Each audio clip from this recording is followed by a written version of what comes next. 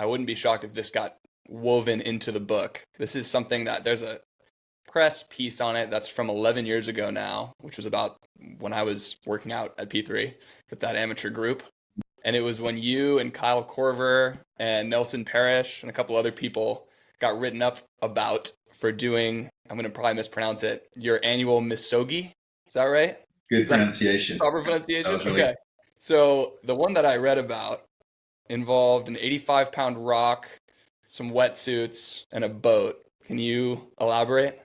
Yeah. So, I mean, first off, these MISOGIs, you're good on the research. You're good. You're good at this, buddy. You are. I'm gonna tell you. Yeah, I've done a couple of these, and you were very good. Um, but the what we try to do is once a year do something that's not just going to be a challenge, but that you if you do everything right, you have about a 50% chance of making it. Okay.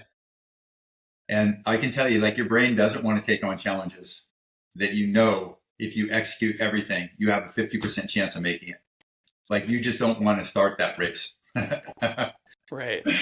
It's I think it gets at something that's really primal, and that's that it used to be if we miscalculated the difficulty of something, you would frequently die.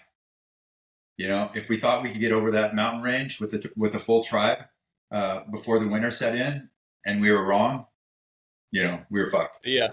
Yeah. So and so that's what we've inherited evolutionarily. But now what failure looks like is you didn't get much traction with your recent post. The failure isn't that you die in very many things at all. Right. Pretty low stakes. Pretty low stakes. Yeah. It is.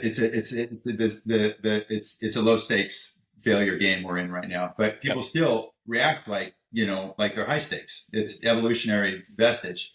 And so once a year we try to do something that we have about a 50% chance of making. And that thing we did that time with Kyle, who's a great shooter in the NBA, and with a friend of mine who's an artist, is we carried rocks 5 kilometers on the bottom of the ocean. So kooky idea, 82-pound weights, 82-pound rocks that we found out the islands out here, the Channel Islands, and if you carry a heavy rock, it holds you on the bottom of the ocean, and so you can walk even though the water is like that high up above us, it's 12 feet up there. Yep. You can walk on the bottom, but the air is 12 feet up. And so you're walking, holding your breath until you can't take another step. And then you let go of the rock and you go up and you take a breath. And then you swim down and you pick up the rock and you do it again.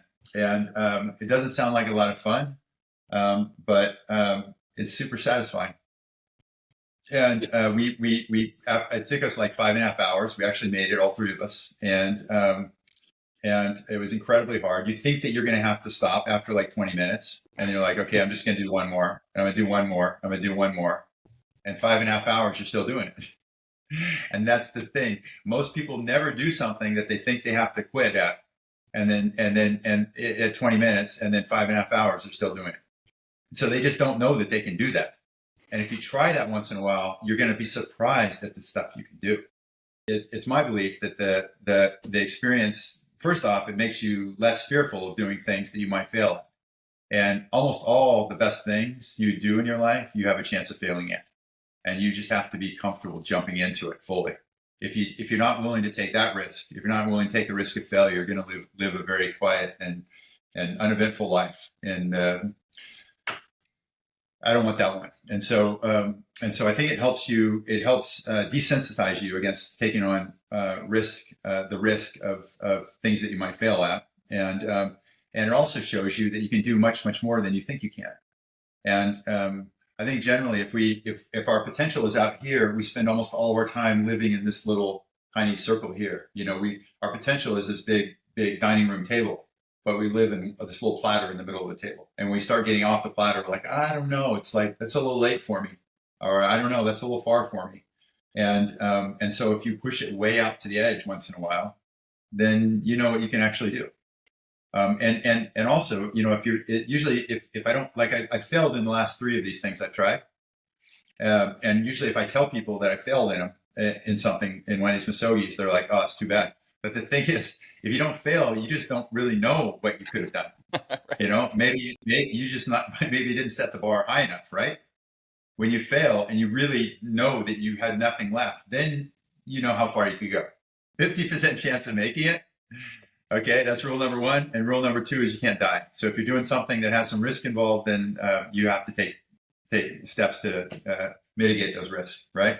We had safety divers out there because I didn't know what would happen if we held our breath over and over and over and over for hours. If, we mess up our acid base and pass out or something like that. So, we had got divers when Kyle and Nelson and I were out there. Yeah, the title of that piece that I'm referring to was the 1 Day a Year Fitness Plan. Pretty illustrative. That's a good title.